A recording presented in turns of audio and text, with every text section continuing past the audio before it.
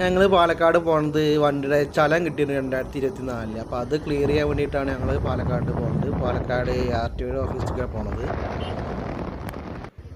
അങ്ങനെ എണ്ണയെല്ലാം അടിച്ചു അങ്ങനെ പോയിക്കൊണ്ടിരിക്കുകയാണ്. അപ്പോഴാണ് നമുക്ക് കോങ്ങാട് വെച്ച് ബ്ലോക്ക് കിട്ടി. അപ്പോൾ ഷോർട്ട് കട്ട് കയറിയതാണ്. ഷോർട്ട് കട്ട് കയറിയപ്പോൾ എന്താ സംഭവിച്ചത് വെച്ച് കഴിഞ്ഞാൽ വഴി മാറിപ്പോയി. എങ്ങനെ പോയാലും മെയിൻ റോഡ് കാണില്ല. അവസാനം അതിനെ കുറേ കറങ്ങി നല്ല ഏരിയ കുറക്കാൻ കുഴപ്പമില്ലാത്ത ഭംഗിയുള്ള ഏരിയയും കാര്യങ്ങളൊക്കെ കണ്ടു. ഒരു വെറൈറ്റി റൂട്ട് അങ്ങനെ കയറിപ്പോയി. അവസാനം ഞങ്ങൾ മെയിൻ റോഡിലെത്തി, പാലക്കാട് എത്തി. RTO ഓഫീസ് പോയിരുന്നു. പിന്നെ പോലീസ് സ്റ്റേഷനിൽ പോകേണ്ട ആവശ്യമൊക്കെ ഉണ്ടായിരുന്നു. പക്ഷെ അതൊന്നും ഇതിൽ ഉൾപ്പെടുത്താൻ പറ്റിയില്ല. അങ്ങനെ ഞങ്ങൾ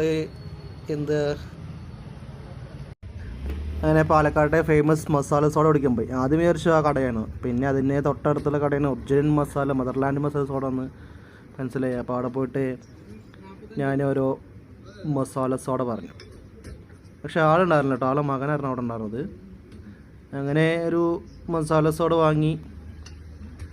ഭയങ്കര തിരക്കുണ്ട് കേട്ടോ, ഈ സമയത്തും തിരക്കുണ്ടായിരുന്നു. അങ്ങനെ മസാല സോഡ വാങ്ങി. പക്ഷേ അതിൽ ആ ഒരു ഗ്യാസൊക്കെ തെറിക്കുമ്പോൾ എനിക്ക് മസാല ഫുള്ള് പുറത്തേക്ക് തെറിക്കുന്നുണ്ടായിരുന്നു. അതിൻ്റെ ഷർട്ടൊക്കെ അത് ഫുള്ള് വെള്ളപ്പാണ്ടായി, അതായത് ഫുള്ള് ഡോട്ടായി. നമ്മം കൊള്ളാട്ടോ, ഒരു വെറൈറ്റി മസാലയാണ്. അത് സാധാരണ കുടിക്കുന്ന ഒരു വ്യത്യസ്തമായ ടേസ്റ്റ്, എന്നാലും കുഴപ്പമില്ല.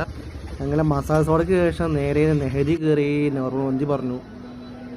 അപ്പോൾ അവിടുത്തെ മന്തി അടിപൊളിയാണ്. അപ്പോൾ അതുകൊണ്ട് ഓരോ മന്തി കഴിച്ചു.